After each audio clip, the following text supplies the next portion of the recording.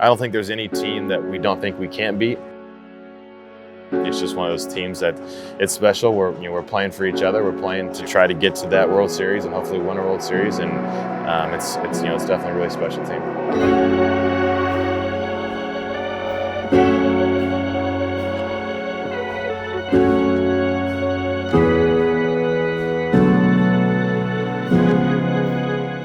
The Brewers have seen enough out of Corbin Burnes to believe he is not just an effective reliever, but an effective late game, high leverage reliever. So I remember, 2018 when I was first told down in AAA that I was moving from the rotation to the bullpen. At first was kind of shocking. Then they said it's a good move. It's a move to get you to the big leagues. So then I was able to come up and to contribute the way I did and help the team get to the first postseason in this 4-year stretch.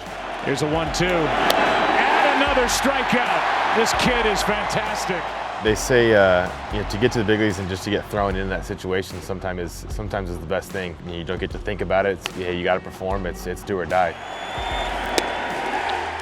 Throw into the postseason in front of 40,000 people in this place packed out was pretty special. And I think getting that postseason experience has obviously helped me in the big leagues and helped me in the future postseasons.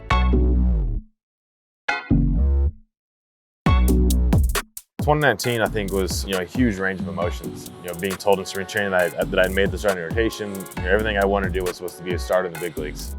And obviously, the start of the season didn't go as planned. Struggled a bit and then bounced between big leagues, AAA, starting the rotation.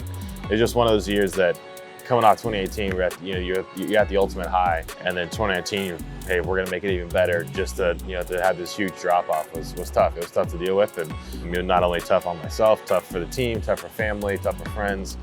One of those years that you want to just completely forget about, and you hope that it never happens again. But to do that, you have to put in a lot of work and a lot of stuff that's behind the scenes.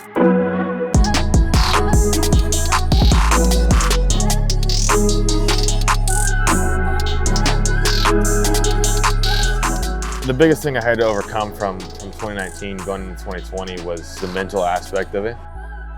It's just a different level of focus and preparation to be a starter in the big leagues, and that was something that I obviously was not prepared for. So that was kind of the main focus of the end of second half of 2019 and the offseason going into 2020 was how can we prepare ourselves mentally, have that elite mindset to be prepared every time you go out there. And he got him, and a swing and a miss. 98-mile-an-hour gas with sink on it. Woo. Corbin Burnes. 2020 was one of those years that's like you can't try to judge too much of it because it was such a short sample. But I think it gave me the foundation of what where I wanted to start, where I wanted to build off coming into 2021 and eventually the rest of my career. Gave me that confidence to know, hey, I can be one of the better pitchers in baseball and can do it for a long period of time. The only thing I had left to prove was that it was a 60-game season. Now it's time to do it over a 162-game season.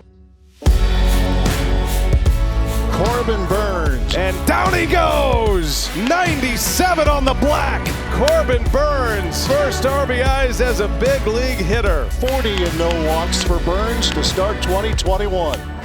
Tying again is something that you always want to try to do at some point in your career, but it's not something when you throw the first pitch of every season and say, hey, this is the first pitch to to the Cy Young this year. That's if you're out there trying to think about the the results and pitching to be an award winner, it's going to be a long year. So for me, it's if I've been able to have a successful season in that aspect of it, that I've been healthy and able to go out there and give the team the best chance to win, and if we're fortunate enough for one of us three to win it or at least be mentioned at the top, I think it's pretty special. When you start every year, you obviously you hope to be in an all-star game, you hope to be in the postseason every year.